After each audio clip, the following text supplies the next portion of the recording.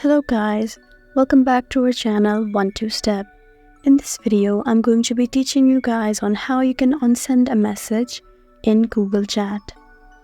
So to do so, first of all, you need to be in the direct message option. Just go and tap on it, and right under here you can see the conversations.